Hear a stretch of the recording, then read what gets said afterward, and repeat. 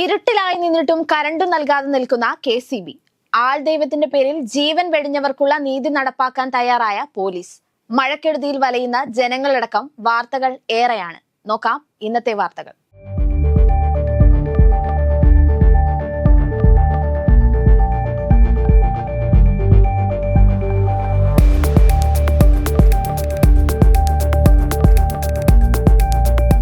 Thiruvambady session office ആക്രമണത്തിന് പിന്നാലെ പ്രതിയുടെ വീട്ടിലെ കണക്ഷൻ വിച്ഛേദിച്ചത് ഇന്ന് തന്നെ പുനഃസ്ഥാപിക്കാമെന്ന് വ്യക്തമാക്കി KCB ചെയർമാൻ രംഗത്ത്. KCBയുടെ ഫേസ്ബുക്ക് പേജിലൂടെയുള്ള പ്രസ്താവനയിൽ ആക്രമിക്കില്ല എന്ന ഉറപ്പ് ലഭിച്ചാൽ കണക്ഷൻ ഇന്നു തന്നെ നൽകാൻ KCB തയ്യാറാണെന്ന് ചെയർമാൻ വ്യക്തമാക്കിയിട്ടുള്ളത്.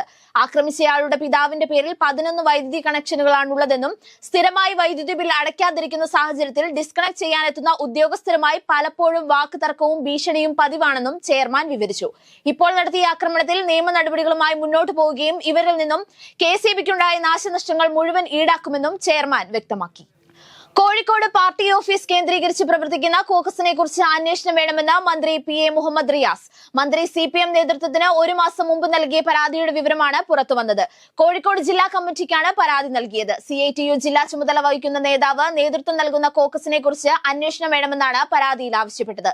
സംഭവത്തിൽ കോഴിക്കോട് CPM ജില്ലാ നേതൃത്വം അന്വേഷണം നടത്തിയെങ്കിലും തുടർ നടപടികൾ എന്താണെന്ന് വ്യക്തമല്ല. എടപ്പാളിലെ CITU ആക്രമണത്തിൽ 5 പേരെ പോലീസ് അറസ്റ്റ് ചെയ്ത് ജാമ്യത്തിൽ വിട്ടു. ദുർബല വകുപ്പുകൾ പ്രകാരം എടുത്ത കേസിൽ 5 പേരെയും സ്റ്റേഷൻ ജാമ്യത്തിലാണ് വിട്ടയച്ചത്. എടപ്പാൾ സ്വദേശികളായ സതീശൻ, അബീഷ്, ചന്ദ്രൻ എന്ന രാമകൃഷ്ണൻ, ഉദിനിക്കര സ്വദേശി രാജു എന്നിവരെയാണ് അറസ്റ്റ് ചെയ്തത്. എല്ലാവരും CITU പ്രവർത്തകരാണ്. കൂടോത്രമടക്കം അന്ധവിശ്വാസങ്ങൾക്കെതിരെ DYFI പ്രചാരണം നടത്തുമെന്ന് DYFI അഖിലേന്ത്യാ പ്രസിഡന്റ് AA റഹീം. കോൺഗ്രസ് കൂടോത്ര പാർട്ടിയാണെന്നും പ്രിയങ്ക ഗാന്ധിക്ക് കൂടോത്രം ഏൽക്കാതിരിക്കാനുള്ള മുൻകരുതലെടുക്കാൻ രാഹുൽ ഗാന്ധിക്ക് മുന്നറിയിപ്പ് നൽകുന്നുവെന്നും റഹീമിന്റെ പരിഹാസം. ഹാത്രസ് ദുരന്തത്തിൽ വിവാദ ആൾദൈവം ഭോലെ ബാബയ്ക്കെതിരെ നടപടി സ്വീകരിക്കാനൊരുങ്ങി പോലീസ്. ഭോലെ ബാബയുടെ സംഘടനയ്ക്ക് നിരവധി രാഷ്ട്രീയ പാർട്ടികളിൽ നിന്ന് ധനസഹായം ലഭിച്ചതായി പോലീസ് കണ്ടെത്തി. സംഭവത്തിന് പിന്നിൽ രാഷ്ട്രീയ ഗൂഢാലോചനയുണ്ടോ എന്നും പോലീസ് പരിശോധിച്ചു വരികയാണ്. കേസിൽ അറസ്റ്റിലായ സംഘാടകൻ ദേവ് പ്രകാശ് മധുക്കറിന്റെ സാമ്പത്തിക കോൾ റെക്കോർഡുകൾ എന്നിവ സംബന്ധിച്ച് പരിശോധന തുടർന്നുവരുന്നു. ജമ്മു കാശ്മീരിലെ കുൽഗാം ഏറ്റുമുട്ടലിൽ ഹിസ്ബുൾ മുജാഹിദീൻ പ്രാദേശിക കമാൻഡർ അടക്കം 6 ഭീകരരെ സുരക്ഷാ സേന വധിച്ചു. ഏറ്റുമുട്ടലിൽ വീരമൃത്യു വരിച്ച 2 സൈനികർക്ക് സൈന്യം ആദരാഞ്ജലി അർപ്പിച്ചു.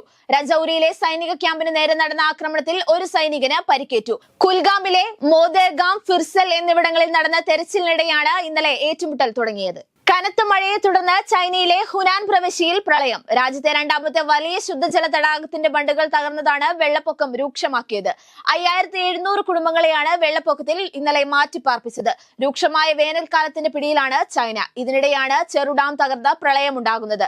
വെള്ളിയാഴ്ച ഉച്ച കഴിഞ്ഞാണ് ചെറുഡാം തകർന്നത്. ഹുനാൻ പ്രവിശ്യയിലെ ഡോങ്ടിങ് തടാകത്തിന്റെ ബണ്ടാണ് തകർന്നത്. ചാമ്പ്യൻസ് ട്രോഫി ക്രിക്കറ്റിൽ രോഹിത് ശർമ്മയ്ക്ക് കീഴിൽ ടീം ഇന്ത്യ കളിക്കാനിറങ്ങും. 2020 ലോകകപ്പിൽ ഇന്ത്യയെ 2ാം കിരീടത്തിലെത്തിച്ച രോഹിത് ശർമ്മ ഏകദിന ടീമിന്റെ ക്യാപ്റ്റൻ സ്ഥാനത്ത് തുടരുമെന്ന് BCCI സെക്രട്ടറി ജയ് ഷായാണ് സ്ഥിരീകരിച്ചത്.